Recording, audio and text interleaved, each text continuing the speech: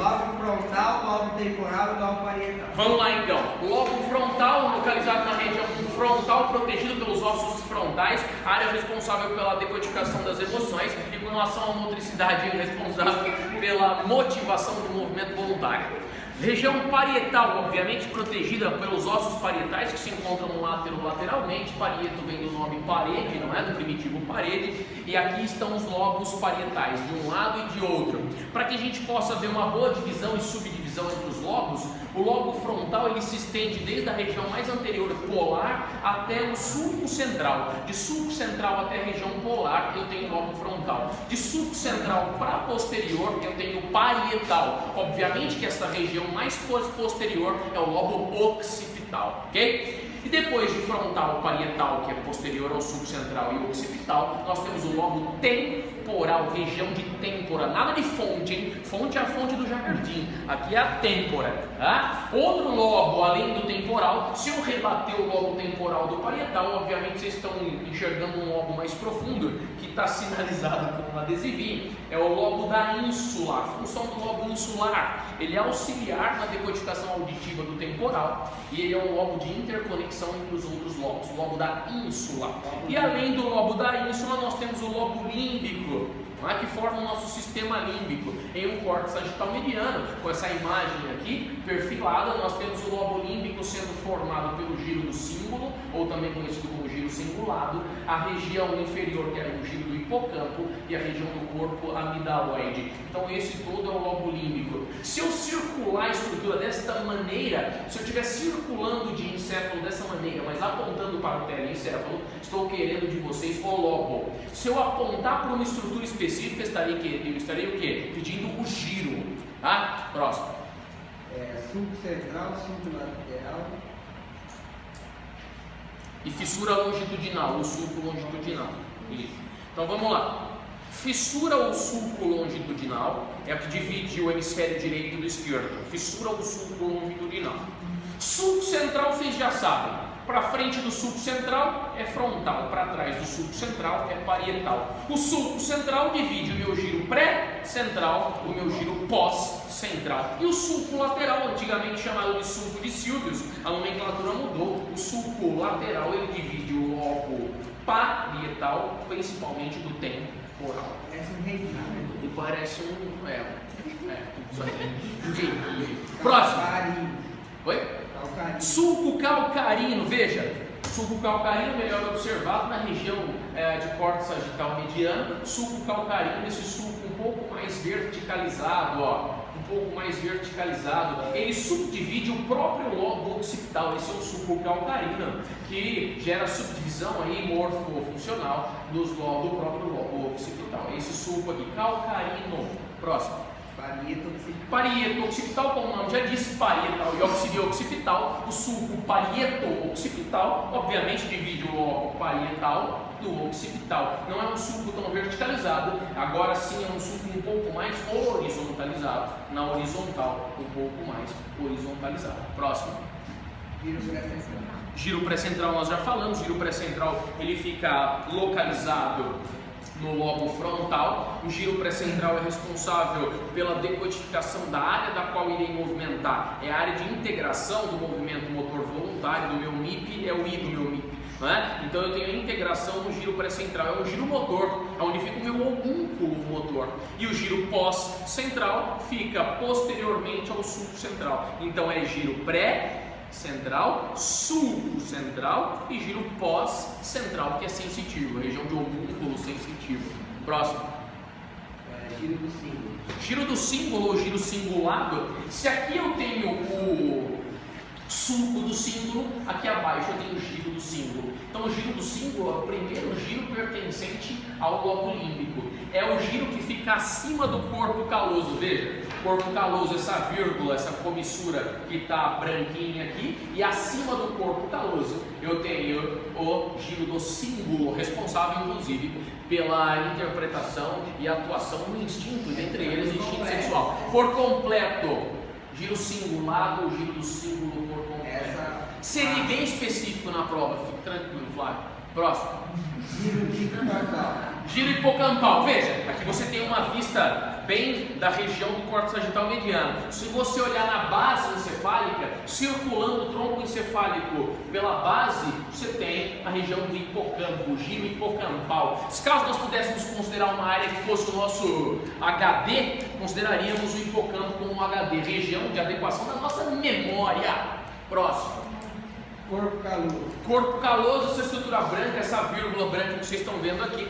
O corpo caloso é uma comissura, a nossa maior comissura. O que significa um corpo comissural? São fibras de alta velocidade, são fibras que têm uma mielinização excelente. Então, se enquanto os outros meros mortais neurônios transmitem uma informação, por exemplo, a 800 km por hora, lembra da rodovia? Aqui o corpo caloso transmite informação de um hemisfério para o outro em aproximadamente 1600. Duplica a velocidade neuronal. Os neurônios, os axônios dos neurônios, os rabinhos do corpo caloso, são altamente mielinizados. A informação trafega de um hemisfério para o outro em altíssima velocidade. E no próprio corpo caloso, nós temos região de rostro do corpo caloso, essa pontinha aqui, ó, rostro do corpo caloso. Nós temos o joelho do corpo caloso. Rostro é a pontinha. Joelho do corpo caloso, corpo do corpo caloso, corpo do corpo caloso. E a parte posterior é o esplênio do corpo caloso. De novo, rostro do corpo caloso. Só lembrar que é anterior de rosto, mas é rostro. Rostro do corpo caloso, joelho do corpo caloso, a curvinha é o joelho. Corpo do corpo caloso e a região posterior é o esplênio do corpo caloso. Próximo. Fornix. Fornix é essa estrutura que já não é mais uma estrutura teleencefálica. O fornix já é uma estrutura diencefálica. Por que, professor? Porque o teleencéfalo não é a camada mais externa da cebola? É. Então o teleencéfalo termina quando lá dentro? Né? Termina no corpo caloso. De corpo caloso para fora é tele. De corpo caloso para o miolo é di. Então o fornix já é parte do diencéfalo. Tá? Esta área. Não, é o curvadinho aqui, ó.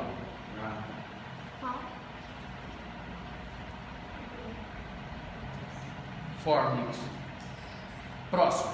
Septo pelúcido. Septo pelúcido. Então vamos aumentar essa imagem. Olha aqui, olha lá. Horrível.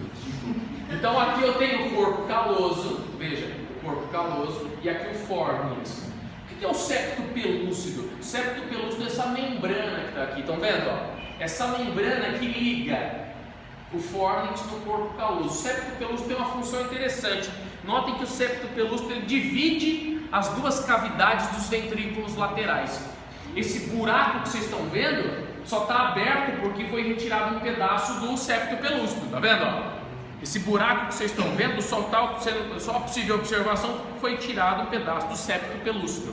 O septo pelúcido, ele subdivide este ventrículo lateral deste ventrículo lateral. Então o líquor não tem uma conexão entre os ventrículos laterais, certo? Próximo. Tálamo, olha ele aqui, ó. O tálamo é esta massa ovoide central no diencéfalo. É uma massa ovoide que possuidora de cabeça, possuidora de aderência intertalâmica, dentre outras estruturas também é possuidora de um rabinho chamado de pulvinar do tálamo. Então o tálamo é essa estrutura central, que funcionalmente tem a seguinte... o que ela dispõe para o corpo? Decodificador, regula a temperatura corporal, auxilia no critério da ingesta alimentar, ou da saciedade ou da voracidade, dentre outras as funções talâmicas. Tá? Então o tálamo é essa massa cinzentada, bem no miolo do diencéfalo. Próximo. Hipocampo. Hipocampo ou hipotálamo? Hipocampo já foi, hipotálamo. Hipocampo. Giro do hipocampo. É a mesma coisa, hipocampo. Aqui é o hipotálamo, ó. Região abaixo do tálamo é o hipotálamo. Toda essa área que está como fundo vermelho, tem uma área como fundo vermelho, tendo como pano de fundo uma área vermelha, essa área é a área do hipotálamo. Essa área de hipotálamo tem muitos núcleos, cada bolinha dessa representa um núcleo hipotalâmico, mas não pedirei todos esses núcleos, pedirei só a área do hipotálamo, a própria área hipotalâmica. Corpo amidaloide. Corpo amidaloide, bem interessante, região de corpo amidaloide é a região mais anterior do hipocampo, é a região de corpo amidaloide. Região mais anterior do hipocampo é o corpo amidaloide. Responsável pelo quê? Decodificação do medo e da raiva, principalmente. Pessoas que têm alteração no corpo amidaloide muitas vezes não têm medo e não têm, expressam muito a raiva, mas têm consigo uma retenção da característica do medo. Corpo amidaloide. Plexo corioide. Plexo corioide, ou também encontrado em alguns livros chamado de plexo coroide, mas eu prefiro chamar de corioide. Plexo corioide é essa estrutura azulada, quer dizer, isso é um simulacro, é uma peça de borracha, né? Que essa região azul simula o plexo corioide. O plexo corioide ele é formador e produtor do líquido cefalorraquidiano, do líquido da medula, do líquor que vocês conhecem, né? Então o líquor da medula, o líquido cefalorraquidiano, ele é produzido aqui, ó, no plexo corioide ou coroide. Lembra a história do ventrículo lateral que eu expliquei? Aquela área, aquele buraco lateralmente, eu tenho um pedaço do plexo corioide lá dentro também. Então ele produz e dali é distribuído. Próximo. Ventrículos laterais. Ventrículos laterais são exatamente esses espaços que ficam abaixo do corpo caloso, entre o corpo caloso e a região de fornix. Ventrículo lateral esquerdo e ventrículo lateral direito. Obviamente esse é o esquerdo e esse é o direito, mas não tem problema, todos são similares, são verossimilhantes. Como? Terceiro ventrículo. Talvez nós tenhamos uma peça aqui que possa demonstrar melhor o terceiro ventrículo. Olha aqui. Este é o corte frontal ou coronal, que demonstra a distribuição dos ventrículos laterais. É interessante os ventrículos laterais. Observem que eles não têm ligação, mas eles se conectam com o terceiro ventrículo. Este é o terceiro ventrículo. Se conectam através dos canais interventriculares. Leva esse daí. Posso levar. Ó, olha lá. Isso aqui é o que? Um ventrículo lateral. Esse também é outro ventrículo lateral. E esse logo abaixo que vai receber o líquido é o terceiro ventrículo. Vai mandar para o quarto. Que vai mandar para o quarto ventrículo que está aqui embaixo. Então tem uma outra peça interessante na qual a gente pode fazer uso na data da referida prova. Vamos lá. E se sumir essa peça? Ó, você tem esse sumido. Sumir a peça, ó, ventrículo lateral, abaixo do corpo caloso, ok? O terceiro ventrículo que se dispõe aqui na região de hipotálamo mesmo, e de terceiro ventrículo desce pelo aqueduto mesencefálico, lá no mesencéfalo, e vem para essa área que é triangular. Tá vendo um triângulozinho aqui, ó? Ó, esse triângulozinho aqui é o quarto ventrículo. Eu acho que vai sumir. Esse triângulo é o quarto ventrículo.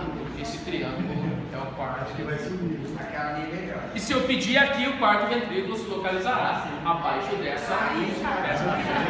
Tudo bem. Próximo. Vai sumir fácil. Mesencéfalo. Então, se a gente conseguir extrair de ínsula para baixo, olha aqui. Se nós conseguíssemos extrair, nós conseguimos criar uma peça. Isso aqui é o lobo da ínsula. Depois, dentro do. Se eu retirar essa parte da ínsula aqui, vai sobrar quem? O tálamo, concorda? A massa ovoide do tálamo. Depois do tálamo tem o hipotálamo. E depois a primeira coisa que aparece em sentido descendente é o tronco encefálico. É o tronco. Isso aqui é o tronquinho que sobrou. Tudo que vocês estão vendo aqui, ó, que é possível ver, é o tronco encefálico. E o tronco encefálico ele é composto por 3 porções. O tronco encefálico é composto por mesencéfalo, por ponte e por bulbo. Mesencéfalo, ponte e bulbo perfazem o tronco encefálico. O mesencéfalo é a porção superior e forma como se fosse uma mesa mesmo. Então, se por acaso tivesse a possibilidade de transeccionar, ou seja, um corte transversal do mesencéfalo, eu teria exatamente essa imagem aqui da Hello Kitty do capeta, né? E aí o que você tem aqui? No mesencéfalo tem essa história, né? Que você, né? Hello Kitty era aqui, né?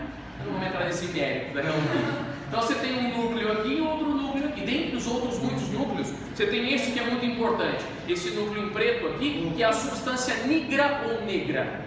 Substância nigra ou negra. E esse vermelhinho, que é o núcleo rubro. Funções específicas. Essa produz dopamina, necessária para a programação do movimento motor, e o núcleo rubro responsável por tarefas já aprendidas. É como se eu tivesse aí um atalho para a execução de movimentos que eu já sei como fazê-lo.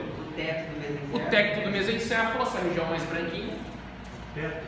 Isso. Aqueduto Aqueduto mesencefálico. Ora, vocês já ouviram. Ó, ei, como é que o líquor ele passa do terceiro ventrículo para o quarto? Através do aqueduto. Então, se você pegar exatamente esta região e cortar transversalmente, você vai ter isso aqui, ó. O aqueduto é exatamente esse foramezinho, esse canal, é a boquinha da qual passa o líquido do terceiro para o quarto ventrículo.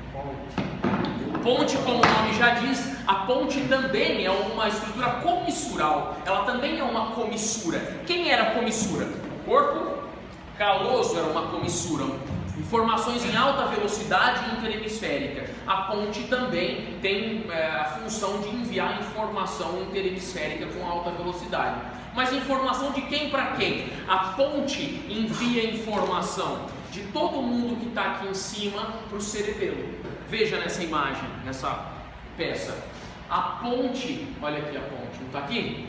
Ela pega informação de todas as áreas que nós temos superiores, como telencéfalo, como diencéfalo, e leva e manda essas informações para o cerebelo. Então a ponte funciona exatamente como uma ponte, extrai informação da massa superior para o cerebelo e vice-versa. Também manda informação do cerebelo para a massa superior, é uma via de mão dupla. A ponte também trafega informações em alta velocidade, ok? E ela faz isso através de 3 pedúnculos: pedúnculo cerebelar superior, pedúnculo cerebelar médio e pedúnculo cerebelar inferior. O pedúnculo cerebelar superior tem conexão entre o cerebelo e o mesencéfalo, o pedúnculo cerebelar médio entre a ponte e o cerebelo, e o pedúnculo cerebelar inferior entre o cerebelo e o bulbo. Próximo. Mesopontino e bulbo pontino. Veja aqui, ó. Aqui não é o mesencéfalo, em cima? Aqui não é a ponte? Então eu tenho um sulco, tem uma fissura, tem uma invaginação, eu tenho um corte ali. Este corte entre o mesencéfalo e a ponte é o sulco mesopontino. Mesopontino. O sulco entre a ponte e o bulbo é o bulbo pontino. Não tem erro. Se eu apontar na região entre a ponte e o bulbo, é o sulco bulbo pontino. Se eu apontar entre o mesencéfalo e a ponte, é o sulco mesopontino. Próximo. Não tem o bulbo? Não? Sim, região bulbar, centro ventilatório e respiratório. Então provavelmente apontarei aqui para o bulbo. Ou também posso apontar aqui para o bulbo. Ou posso pegar uma peça lá dentro que também tem o bulbo e apontar. É desnecessário essa piada. Vamos para o próximo. Medula. Então, como nós não temos uma peça longilínea, tubular, ou melhor, não é tubular, ela é levemente achatada. A medula não é totalmente cilíndrica, tá? Ela é levemente achatada. Então nós temos uma estrutura como essa para fazer a simulação da medula. Então a medula, diferentemente do sistema nervoso central no que diz respeito ao encéfalo, ela tem a sua massa cinzenta dentro e a massa branca fora. Tá? Bem porque os conteúdos aqui devem ser dissipados para periférico. Então o conjunto de corpos neuronais deverão ficar aqui dentro. E os axônios, os rabinhos dos neurônios deverão levar para o sistema periférico, para a inervação periférica, a demanda que você quer realizar, a motora, a captação sensitiva. Então o que eu quero de vocês da medula? Eu quero que vocês saibam que esta região é a região do H medular, região composta por corpos neuronais, que esta região branca é a região mielínica, mielinizada, a região que nós temos os axônios. Quero que vocês saibam que todos os neurônios que entram aqui por trás estão entrando pela região posterior por regiões chamadas de cornos posteriores. Essas duas pontinhas são os cornos posteriores. Tá? E na região anterior eu tenho a saída motora, principalmente quando diz respeito a um reflexo de estiramento, um arco reflexo simples. As atividades motoras elas saem pelos cornos anteriores. Corno posterior, região sensitiva, corno anterior, região motora. Além disso, nós temos núcleos bem bacanas aí. Primeiro núcleo importantíssimo, talvez essa não seja a melhor peça. Vamos lá. Primeiro núcleo importante. Conjunto de fibras que trafegam por aqui, por esse azul um pouco mais claro aqui, nós temos esse trato conhecido como trato espinotalâmico anterior. É um trato que leva a dor, é um trato ascendente. Espinotalâmico, seria espinotalâmico, ele sobe, é aferente, sensitivo. E esse outro também é o espinotalâmico, mas não está anterior, ele está mais lateral. Espinotalâmico anterior, espinotalâmico lateral, tratos que levam dor ao sistema nervoso central, de maneira rápida e lenta. Além disso, nós temos inclusive aqui o trato rubro, tá vendo aqui, vermelhinho? Lembra do núcleo rubro no mesencéfalo? Núcleo rubro vermelhinho, ele continua depois do mesencéfalo como um trato, e aqui nós temos o trato rubro. Além do trato rubro, nós também temos a área córtico-espinhal. Veja, o trato córtico-espinhal. O que acontece é, o trato córtico-espinhal, normalmente ele é representado na coloração verde, mas ele se encontra um pouco mais anterior do que esse. Então, eu vou desenhar aonde estaria o trato córtico, não vou desenhar. Agora eu vou desenhar. Vou desenhar onde estaria mais ou menos o trato córtico espinhal, de maneira correta. Essa está errada? Tá. Quer deixar no chão? Manda embora. Não, vai ensinar errado. Então aqui em preto, simulando mais ou menos o que seria o trato córtico espinal, ou seja, levando a informação do córtex para a espinha. Então já não é uma informação que sobe, é uma informação, então não é sensitiva, é o que? Motora. Tá? Depois do trato córtico espinhal, nós temos aí também os tratos posteriores, que são tratos que levam um sinal sensitivo de propriocepção. São os fascículos grácil e os fascículos cuneiforme. Tá? Centralmente eu tenho fascículo grácil, então esses dois centrais são grácil. E esses dois mais periféricos ou laterais são os cuneiformes. Eles levam informação dos seus ossos, articulações, inervações e tudo mais, do tecido mole, para o sistema nervoso central. Uma informação de propriocepção, de percepção do teu corpo no espaço. Olha, eu sei que meu braço está esticado, está dobrado, a mão está aberta, a mão está fechada, lembra daquela história? Sei o posicionamento do meu quadril e tudo mais. Por quê? Das articulações, das cápsulas articulares, dos ligamentos, eu tenho essa informação de propriocepção sendo enviada por esse trato. E aí isso vai para o sistema nervoso central ser decodificado como seu sentido espacial. Tá? Próximo. Maravilha. Como vai ser a prova? Obrigado. Por consultar a prova. A A prova. Tem uma música assim, tem? Tem do Ah, eu não, sertanejo.